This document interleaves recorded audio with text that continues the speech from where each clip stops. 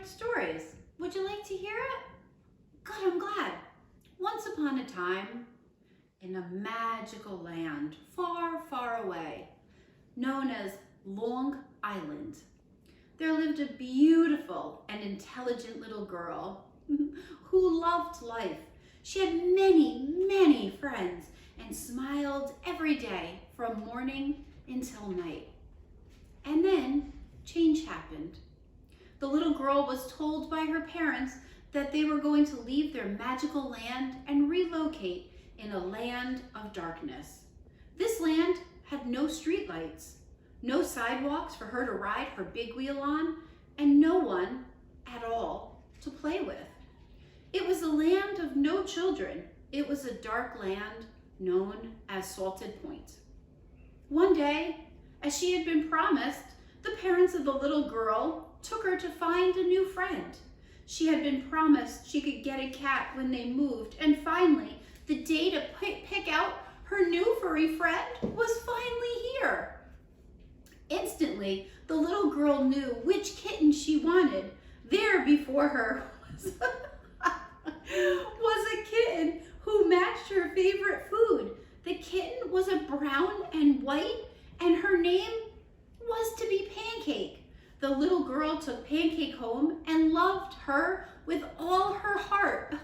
She dressed the kitten in baby doll clothes. She pushed the kitty around the neighborhood in a stroller. The kitty was her best friend. The kitty talked to her. The kitty played house with her. And the kitty was even the best student in her make-believe classroom. Sure, it wasn't a person, but finally the little girl had found the new friend in the new land she had been longing for. And the little girl and the cat remained best friends for years and years. 21 years to be exact. That little girl was me. And in honor of my best childhood friend, today's episode is dedicated to and focused upon the best breakfast food ever, the pancake! Now that story time is over, let's get to baking. We're gonna make homemade pancakes today, and we're gonna make homemade pancakes with our homemade instant pancake mix. Now, certainly mixes like Bisquick have a place in our kitchen for those quick pancake days where you're on the way out to school and you just want to make a delicious batch of pancakes. But we have time today to make some instant pancakes from scratch, meaning we're going to put all the ingredients we need in this bowl for the dry batter. So it's going to resemble something like this, and then all we're going to have to do is we're going to add the wet ingredients to our dry mix, and we'll be able to make 3 batches of delicious buttermilk pancakes. So let's start out with the flour. In this container I have all-purpose flour, and I'm going to mix in 6 cups of flour. So we have 1, 2, not quite 3, 3, 4,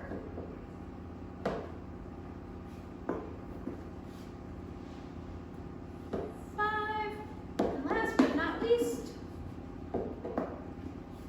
6.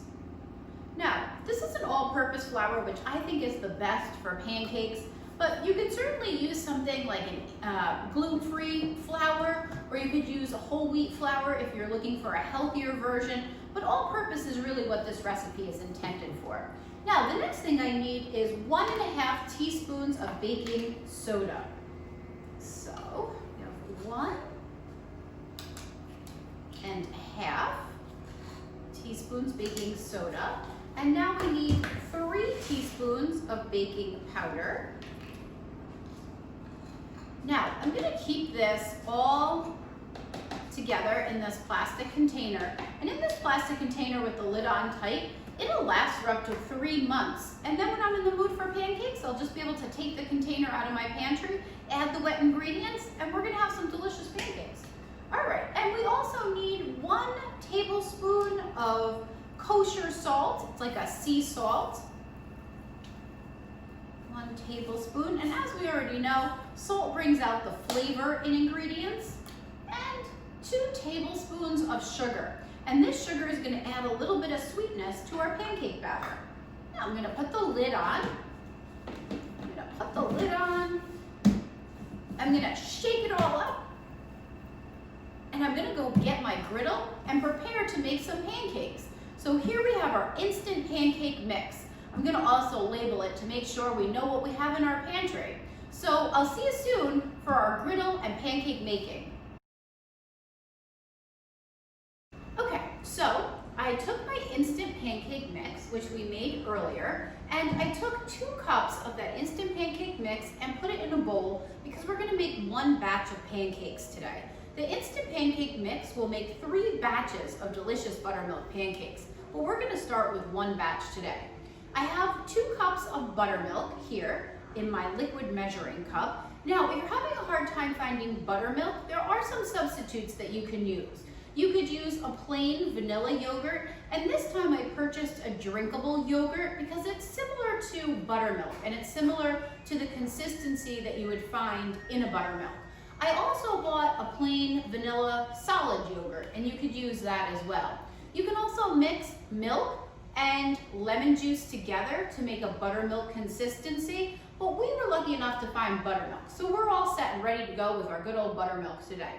So what I'm going to do is I'm going to take 2 cups of buttermilk, and you can see it's much, much thicker than regular milk, and it has a pungent, almost tangy smell to it. So I'm going to take the 2 cups of buttermilk with 2 egg whites. I've separated 2 eggs. I have my yolks and I have my whites. So they're going in there, and I'm going to whisk this up to mix it carefully. As it spills all over, it's not too careful. And then my 2 egg yolks are going in with 4 tablespoons of melted butter. And I've let this butter cool a little bit because if I were to put hot butter and egg yolks together, I would have scrambled eggs in no time at all. All right, so I'm gonna mix that. So these are 2 fats. Butter is a fat, and the yolks of the egg, there's a little left in there, are the fats. So we're mixing the fats together, and then I'm gonna pour that mixture inside. I'm gonna whisk it all together. And then I'm going to pour it over my 2 cups of flour.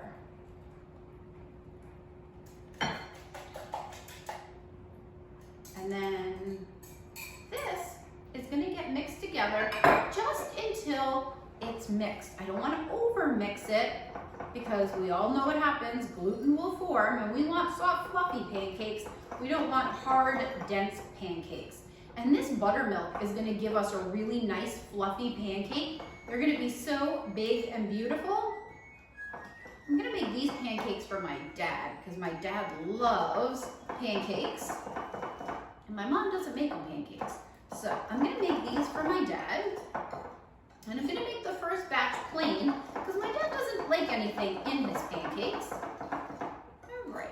So while this is setting up, while this is just taking a minute, what we're going to do is we're going to get our griddle ready, and we're going to get out all of our syrups and anything we might want to put on top of our pancakes. So follow me in 2 seconds while I get my griddle ready. I've got my griddle all set and ready, and I want to test to make sure that it's hot enough to start my pancakes. So what we're going to do is we're going to put a little bit of water carefully onto the griddle, and if we can hear it skittering across the griddle, we'll know that our griddle is ready. So come on up, let's see. It's going to take a little water. Take a look.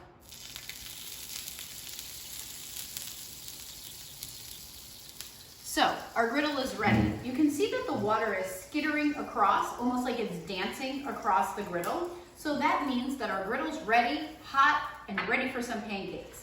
So we're gonna wipe that off. Now, I've taken a little stick of butter, and what I'm going to do is I'm just gonna rub it lightly on the griddle. And then I'm gonna wipe it because we don't wanna fry our pancakes.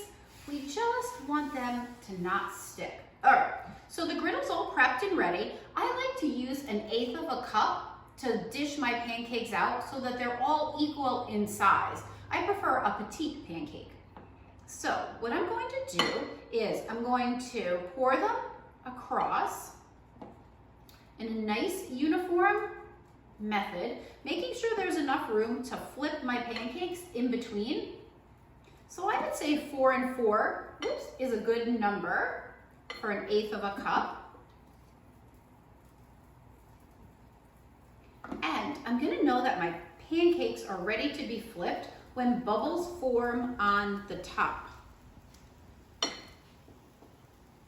So you can see this first batch across the top is just starting to bubble.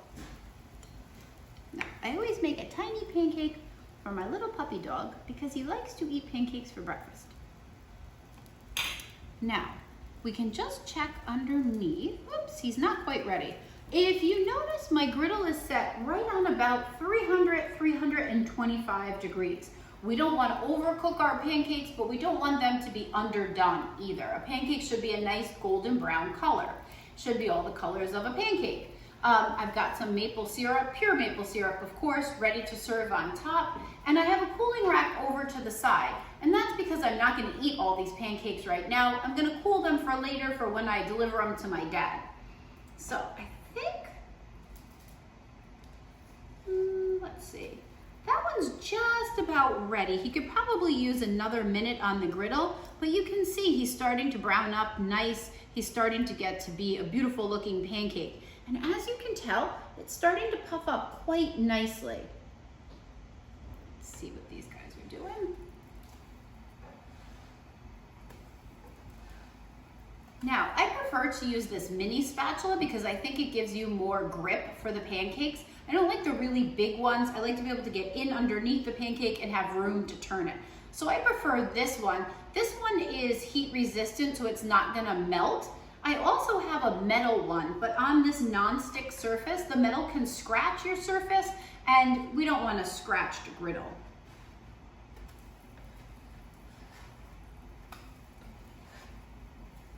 All right, you can see these are nice and puffy. They're looking good. And here's Midnight's little pancake. It's a perfect size for my little puppy dog.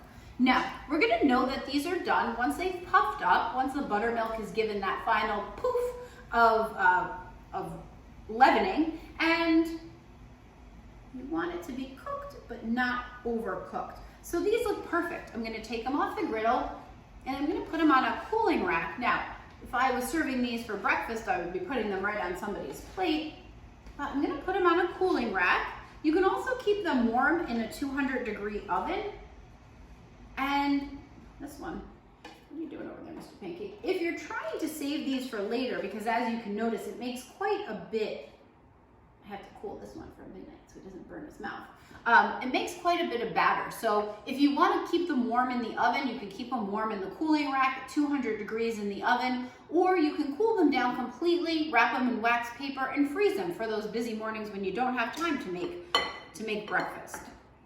So again, 8 pancakes per batch, 4 in a row. You want to keep them neat, and you never ever want to take your spatula and press down on the pancake, because you want the pancake to be able to come to its full height, and by pressing it down, you're pressing all the tenderness out of it. Same thing with a steak or a hamburger. You never want to press down with your spatula because that actually releases all that juice that you want to keep in. With a pancake, you want it to be able to rise. You want them to be free to grow up and be who they want to be. Oh, I mean the pancakes. Okay, so here we go. We start to see some bubbling up on top. They're just about ready. And you'll start to notice that the more pancakes you do, the quicker they go because your griddle is good and hot. And you do want to be careful. The sides are cool, but these sides will be hot. Now, if you're doing this on a pan at home and you don't have a griddle, you want to leave yourself a little extra room around the sides for flipping. The griddle works best, but if you have to do it in a pan will work as well. So let's see.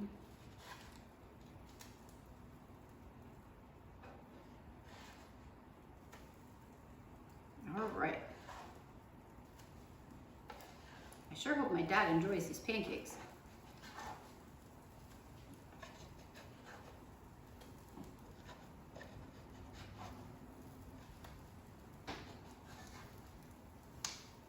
That was a little messy. All right, so again, I'm gonna wait for them to get heated up to temperature so that they're done, and I'm gonna put those onto my cooling rack. I hope you've enjoyed this episode of Miles to Go, a tribute to pancake. I wanna take one of these nice golden brown pancakes, put it on a plate with a little bit of butter, and then pour some syrup right on top. And that, my friends, is how pancake got his name. Pancake.